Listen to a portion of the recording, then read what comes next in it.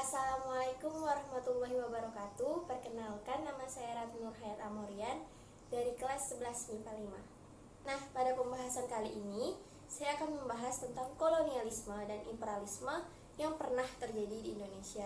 Jauh sebelum Indonesia merdeka, Indonesia pernah mengalami yang namanya kolonialisme dan imperialisme. Nah, sebelum memasuki ke materi kolonialisme dan imperialisme, saya akan menjelaskan tentang arti kolonialisme dan arti imperialisme. Nah, kolonialisme merupakan suatu paham mengenai penguasaan wilayah atau negara oleh bangsa lain. Sedangkan imperialisme adalah suatu sistem politik yang bertujuan untuk menjajah bangsa atau negara lain guna untuk meraih keuntungan yang besar dan kekuasaan.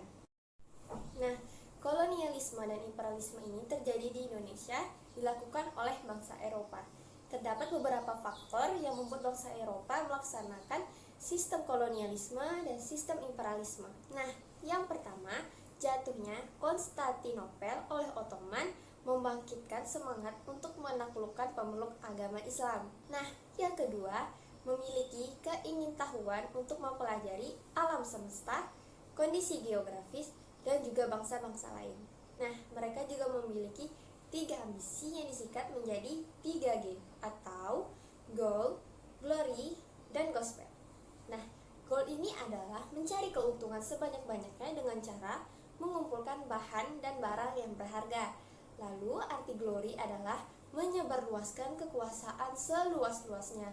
Lalu yang terakhir yaitu gospel adalah penyebaran agama yang dianut pada masa itu, yaitu agama Katolik. Mengapa di Indonesia terjadi masa kolonialisme dan imperialisme? Karena terjadi 3G tadi, yaitu Gold, Glory, dan Gospel. Nah, bangsa-bangsa Eropa pada masa itu ingin mengambil alih kekayaan alam yang ada di Indonesia. Lalu mereka berlayar menuju ke Kepulauan Nusantara untuk mengambil kekayaan alam yang berlimpah di Indonesia. Bangsa tersebut adalah bangsa Spanyol, Portugis, Inggris, dan juga Belanda. Dalam perlayarannya tersebut, bangsa-bangsa tersebut masih mencari daerah penghasil rempah-rempah. Nah, Inggris bahkan sampai ke India. Mengapa Inggris datang ke India? Karena pada tahun 1600, Inggris berlayar ke India untuk memperkuat kedudukannya. Lalu, Inggris membentuk suatu kongsi dagang yang bernama East India Company atau yang disingkat menjadi EIC. Nah, dari India inilah para pedagang Inggris ingin memperkuat perdagangannya dengan cara datang ke Nusantara untuk mengambil alih semua kekayaan alam yang ada di Indonesia.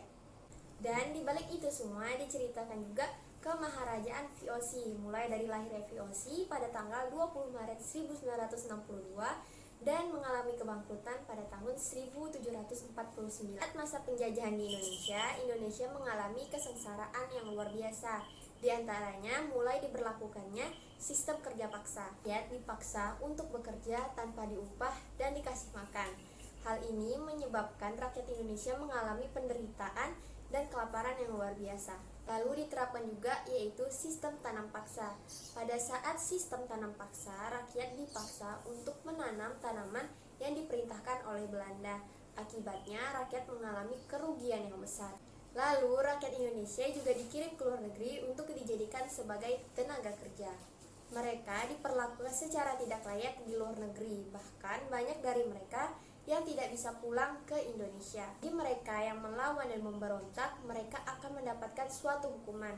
Nah, hukumannya pun itu tidak manusiawi, seperti dicambuk, dipukul, bahkan digantung mati. Jadi begitulah sistem kolonialisme dan imperialisme yang terjadi di Indonesia. Sekian dari saya. Wassalamualaikum warahmatullahi wabarakatuh.